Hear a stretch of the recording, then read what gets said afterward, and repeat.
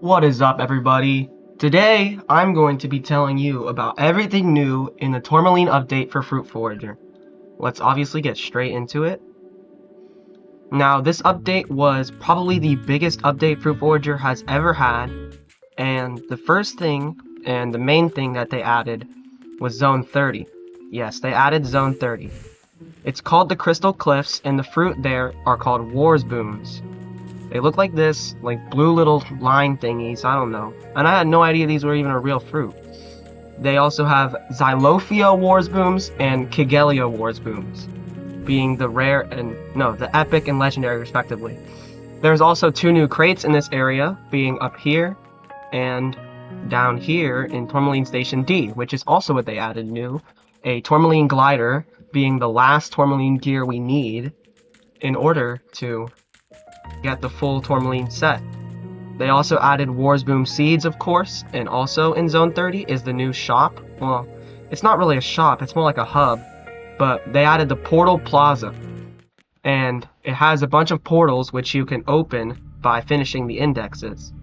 Using a portal will bring you to a colored room based off of the color of the portal, with a trophy costing 10,000 coins for each index.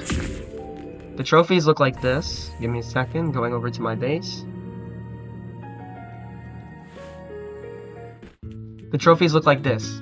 This being the crate index, the furniture index, the fruit index, the mutation index, and the gear index.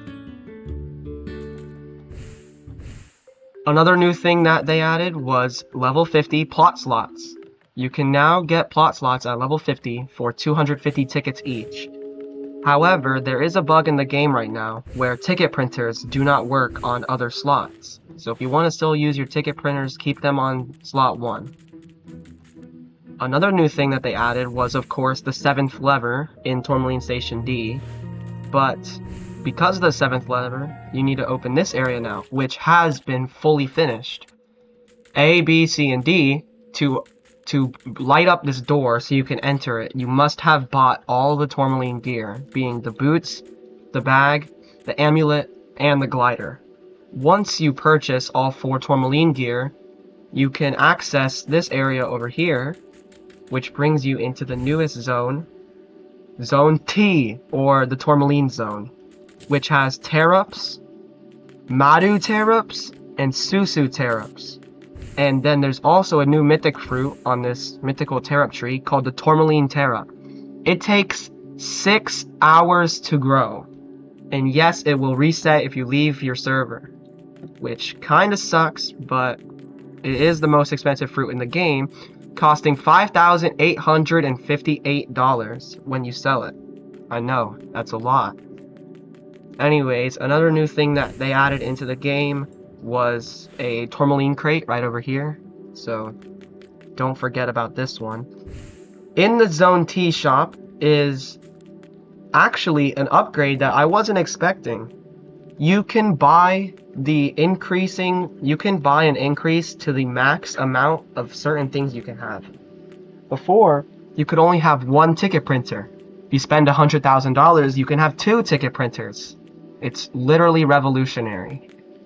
You could spend $250,000 to increase your mutator limit by 1, and you could spend $500,000 for increasing your plant pot limit by 1. You can have up to 20 plant pots, 10 mutators, and 3 ticket printers now because of this update. There's also the Tourmaline seeds, but honestly, they're not even that worth it. If we come over down to Mike's Market, we can find a little thing in the wall. It's a crate spawner. You can spend 50 tickets to spawn a crate. Now these will only spawn normal crates, but that is because if you come over to Extreme Electronics, I bet y'all can guess what's going to be over here. It's another one of these little doors for tech crates, but these ones cost 200 tickets and it just spawns a tech crate. And then the last one, located inside of this little elevator thingy, is the Tourmaline crate spawner. In right here, and boom, 750 tickets for 1 Tourmaline crate. Honestly, in my opinion, that's not worth it at all, but you know, people who need the Tourmaline crates, go ahead, use it. Anyways, another thing that was added is you can spawn crates now with Robux, which is not worth it at all. Do not waste your Robux on this. 900 Robux, that's more than $10 for one tourmaline crate. Do not fall for it. Alright, this next change is more of a balancing change, but all of the tourmaline gears now require a legendary fruit to purchase.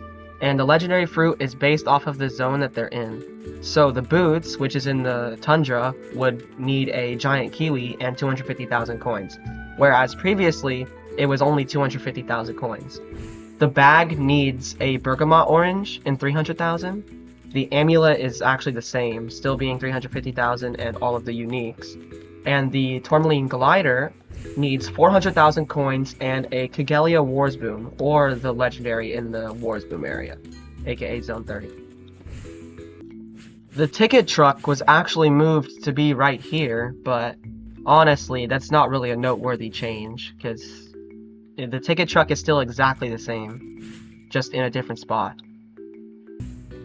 Quite possibly the weirdest change that was added was the removal of the donation area. Now, honestly, I don't know why, but that makes all of the emerald items and those crystals all very limited now. And they must be pretty rare because not many people will have them after this update. So, if you have one, consider yourself lucky. Anyways, that's it for this video. I'll try to get another one out soon, but this should have helped you learn what's new in the update so you can get up to it quicker. Anyways, peace out.